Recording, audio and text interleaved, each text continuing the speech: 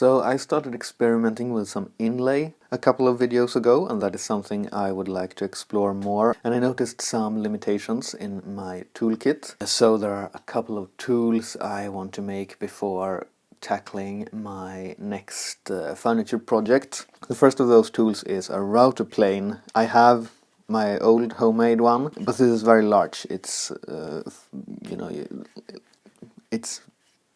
and I would like something a bit smaller that feels more natural to grab with your fingertips rather than in your palms, to give a bit more fine control.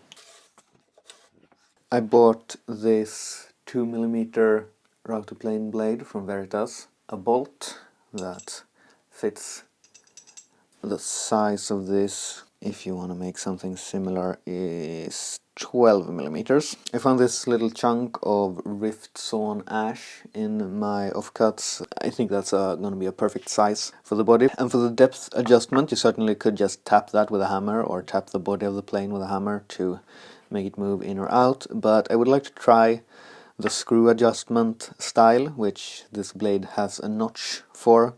So I found this piece of weird hardware on a bit of reclaimed wood. It is almost the perfect thickness for that. I'm just gonna have to basically polish this with sandpaper a bit, and I think it's going to fit in there perfectly. It has a short thread there. Maybe it's a 3/8 of an inch, and it's a left-hand thread. Not really something I can use. I don't have any taps that match that, and it needs to be way longer anyway. So what I think I'm gonna do is attempt to drill through this little screw and tap that for an M6 thread, and then I can use this as a nut on a piece of threaded rod. So what I need to do is make a V groove in here so that this fits in there.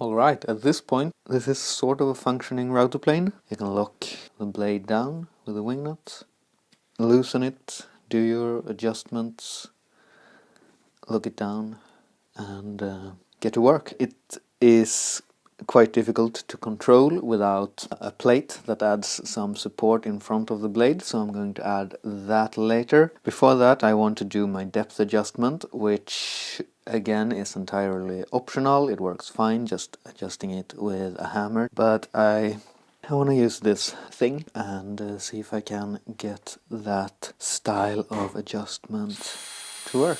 So I need to drill through this, and I have no idea how hard this is, but it's kind of old and I'm expecting it to not be super hard. So I'll give that a go and see if I can tap it for M6 threads, and when I have that I can locate the hole that needs to be drilled into the body and epoxy a piece of threaded rod in place there.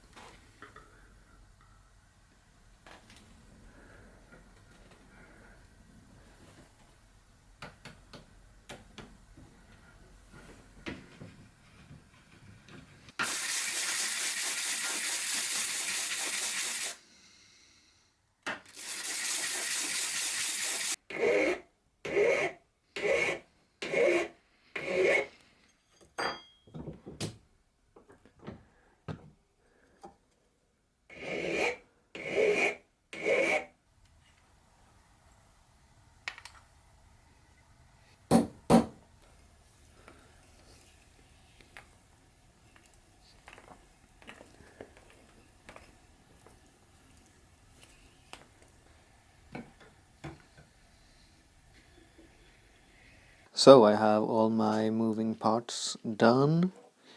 This wheel fits in the groove there. I realized I should do the shaping before I glue this rod in place. I'm thinking I want to hold this tool in a grip sort of like that, so I will do something like that.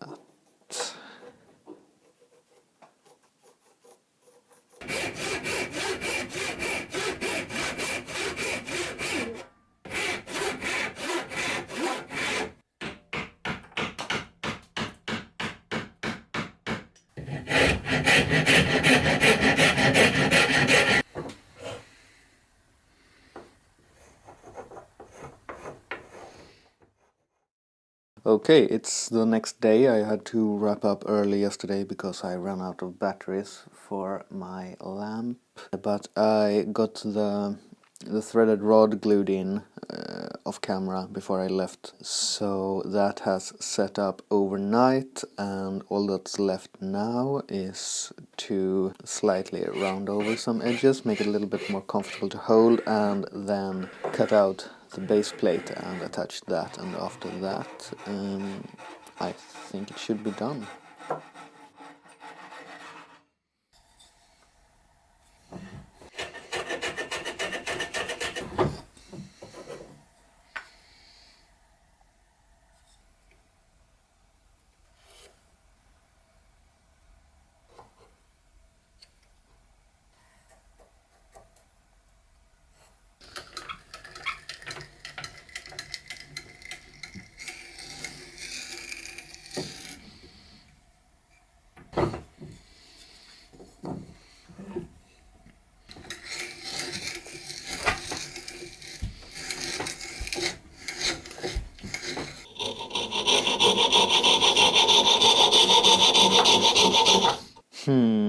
I'm not quite happy with how much visibility you get here.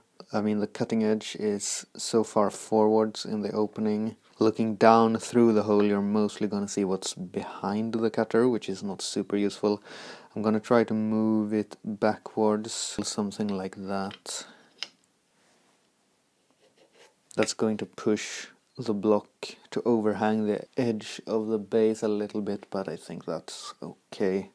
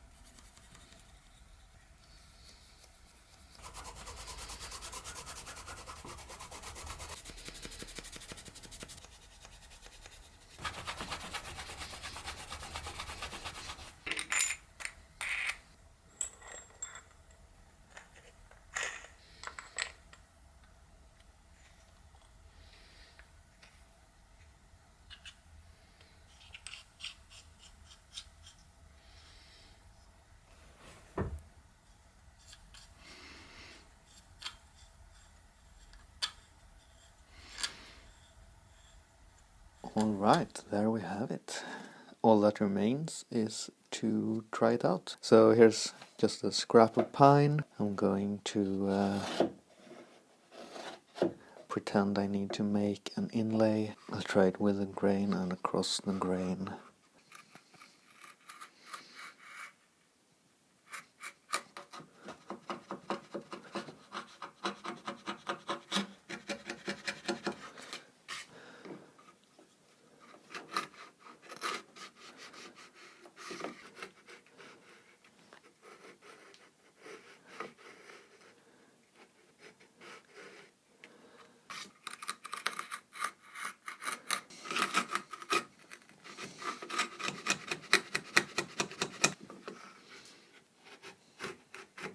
One really nice thing about this adjustment wheel here is that not only does this give you a fine adjustment, it also prevents the blade from falling. Now it's completely loose, but it stays in position, and with it loosened up it's really easy to, you can make pretty big adjustments really quickly. I can definitely see why Stanley and other makers went for that type of adjustment for their metal planes. It's really nice. So let's back it off again to that depth and just advance it a little bit.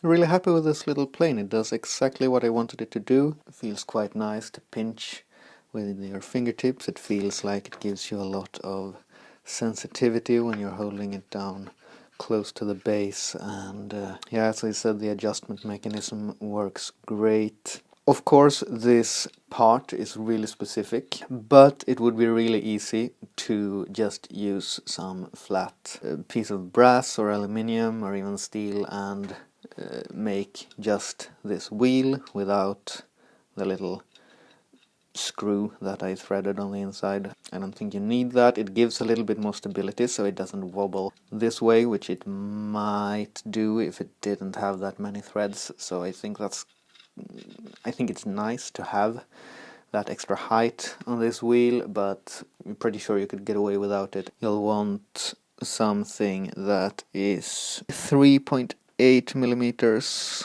just over 1/8 of an inch.